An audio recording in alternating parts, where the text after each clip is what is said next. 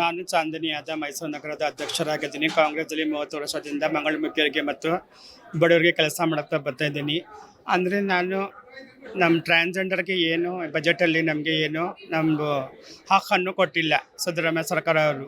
ಅಂದರೆ ಟ್ರಾನ್ಸ್ಜೆಂಡರ್ಗೆ ಅಂದರೆ ನಿಗಮ ಮಂಡಳಿಯಲ್ಲಿ ನಮಗೂ ಸದಸ್ಯರ ಪೋಸ್ಟ್, ಕಾರ್ಯದರ್ಶರ ಪೋಸ್ಟನ್ನು ನಮಗೂ ಆಯ್ಕೆ ಮಾಡಬೇಕು. ಯಾಕಂದರೆ ಕಾಂಗ್ರೆಸ್ಸಲ್ಲಿ ಮಂಗಳಮುಖಿಯರು ತುಂಬ ಕಷ್ಟ ಬಿದ್ದು ಅವರು MLA ಎಲೆಕ್ಷನ್ ಒಂದು ವಿಧಾನಸೌಧ ಎಲೆಕ್ಷನ್ ಇರಲಿ, ವಿಕಾಸಸೌಧ ಎಲೆಕ್ಷನ್ ಇರಲಿ, ಕಾರ್ಪೊರೇಟ್ ಎಲೆಕ್ಷನ್ ಇರಲಿ, ಎಲ್ಲ ಕಾಂಗ್ರೆಸ್ಸಲ್ಲಿ ಕೆಲಸ ಮಾಡಿ ಅವರೂ ಮುಂದೆ 10 ವರ್ಷ, 20 ವರ್ಷ, 30 ವರ್ಷದಿಂದ ಕೆಲಸವನ್ನು ಮಾಡಿದ್ದಾರೆ.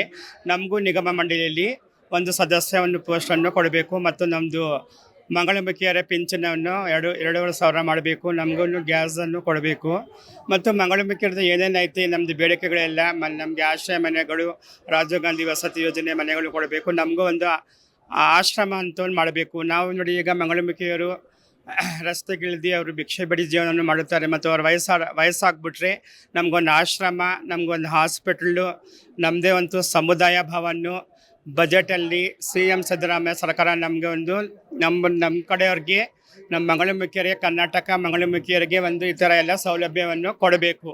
ಮತ್ತು ಮಂಗಳಮುಖಿಯರಿಗೆ ಏನೇನೈತೆ ಅವ್ರದ್ದು ಬೇಡಿಕೆಗಳು, ನಿಗಮ ಮಂಡಳಿಯಲ್ಲಿ ಸದಸ್ಯ ಪೋಸ್ಟ್ ಕೊಡಬೇಕು, ಆಶ್ರಯ ಯೋಜನೆ ಮನೆ ಕೊಡಬೇಕು, ರಾಜೀವ್ ಗಾಂಧಿ ವಸತಿ ಯೋಜನೆ ಮನೆಗಳು ಕೊಡಬೇಕು, ನಮಗೊಂದು ಆಶ್ರಮ ಮಾಡಿಕೊಡಬೇಕು, ನಮ್ಮದೇ ಒಂದು ಸಮುದಾಯ ಭವನ ಮಾಡಬೇಕು, ನಮ್ಮದೇ ಒಂದು ಹಾಸ್ಪಿಟಲ್ ಮಾಡಬೇಕು. ನಮ್ಮದು ಬೇಡಿಕೆಗಳೆಲ್ಲ CM ಸಿದ್ದರಾಮಯ್ಯ ಸರ್ಕಾರಕ್ಕೆ ಮನವಿ ಸಲ್ಲಿಸಿದ್ದೀವಿ. ಈ ಬಜೆಟಿನಲ್ಲಿ ನಮಗೆಲ್ಲ ಕೆಲಸಗಳನ್ನು ಮಾಡಿಕೊಡಬೇಕು. ನಾನು ಈ ವಿಧಾನಸೌಧದಲ್ಲಿ ಬಜೆಟ್ನಲ್ಲಿ ನಾನು ಬಂದಿದ್ದೀನಿ. ನಮ್ಮದೆಲ್ಲ CM ಸಿದ್ದರಾಮಯ್ಯ ಸರ್ಕಾರ ಮತ್ತು DK ಶಿವಕುಮಾರ್ ಸರ್ಕಾರ ನಮಗೆ ಪರಿಗಣಿಸಿ ಮಂಗಳಮುಖಿಯರಿಗೆ ಏನೇನು ಬೇಡಿಕೆ ಐತೆ ನಮ್ಮದು ಬೇಡಿಕೆಗಳನ್ನು ಕೊಡಬೇಕು ಎಂದು ನಾನು ಕೇಳಿಕೊಳ್ಳುತ್ತಿದ್ದೇನೆ.